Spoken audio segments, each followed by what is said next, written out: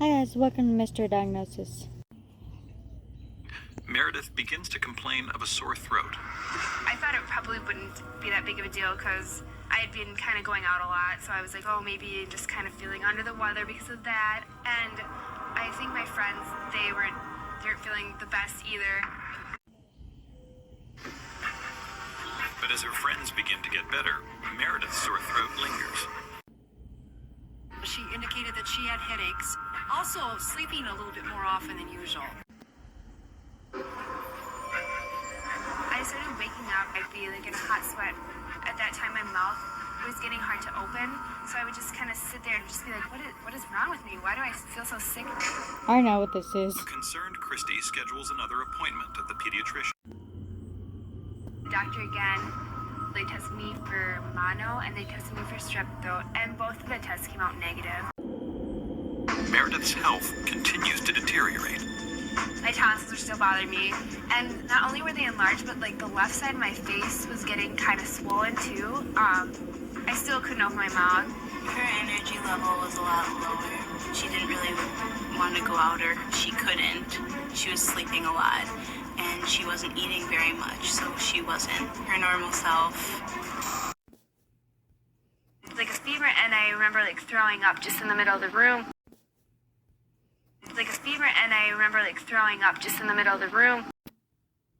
Your daughter is showing symptoms of a peritonsillar abscess, About and she should Mystery be Diagnosis for new seen people. by an emergency room within the next 2 They hours. do A peritonsillar abscess diagnosis is an these are infected collection fake of before they pus get that to real forms alongside the diagnosis. tonsils.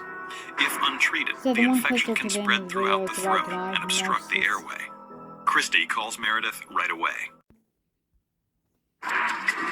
It was the At the hygiene ER, was the doctor administers a strep wrong. test and conducts 2 CT scans to check for a peritonsillar abscess. That's all I But did all the about the results wish are before it negative. wasn't. When I spoke to the That's a emergency hygiene room risk. doctor, he said he did not have a peritonsillar abscess. I felt a little bit reassured, yet I still felt worried. I mean, this was opening weekend of college, and here I had a child that had just been to the emergency room.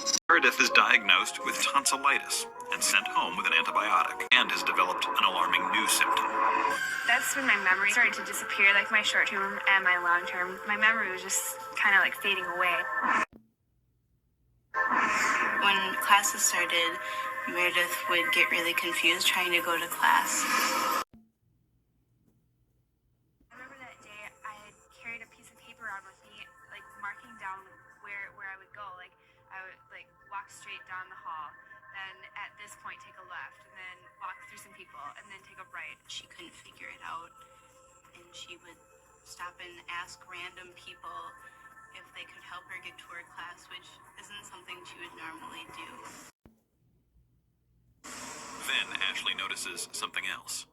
Her head was actually, it looked deformed, and I I don't see that. realized that she just seemed really out of it, really spacey. And then when I started making all the connections that she wasn't remembering things either, that's when I called Christy. And our friend Maggie actually called, and I told Meredith, I said, Maggie says hi and she hopes you feel better. And Meredith kind of gave me a really confused look and was like, well, who's Maggie? And appears to have a swelling in the front part of her head.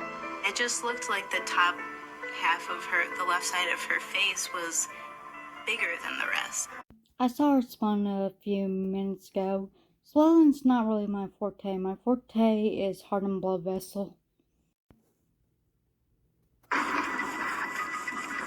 When Meredith arrives at the ER, doctors discover she has developed a peritonsillar abscess after all. The only treatment is surgical drainage.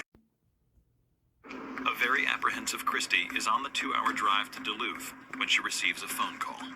I picked up my cell phone. It was the ear, nose, and throat doctor, and he said, we have just drained Meredith's peritonsillar abscess. I felt a little bit relieved because I thought, oh, well, she did have a peritonsillar abscess now, and it's drained, and maybe now she can start getting better. After draining the abscess, the doctors quickly move to determine the cause of Meredith's swollen forehead. They order a CAT scan of her brain and call in neurosurgeon Stefan Konasevich to consult. It's Lemierre's disease. She had Lemierre's disease.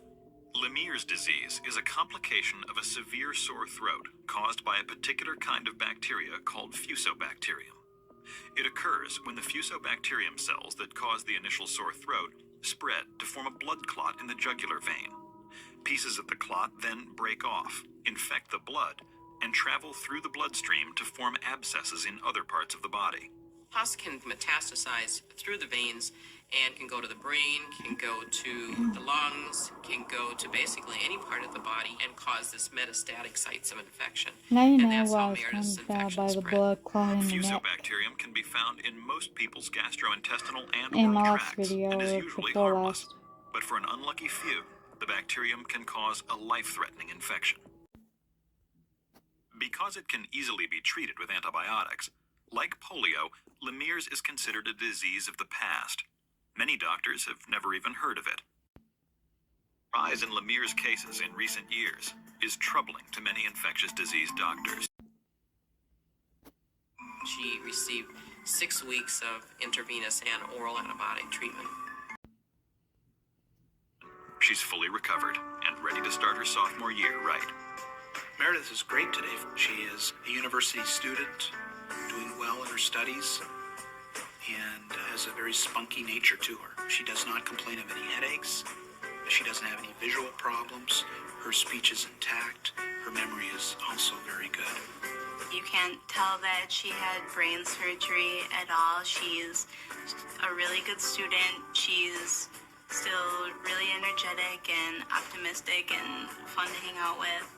Well, Meredith today is just amazing. I really admire her courage, her determination, her resiliency. I think she's made a remarkable recovery. I'll explain a little bit better what I meant by, in the case yesterday or like a few days ago, by blood clots in the neck. I was talking not Lemierre's disease, but that's how I know of Lemierre's disease. So I was saying because of her twitching and the head, I was thinking she had a blood clot in the neck. Thank you for watching. I'll see you next time.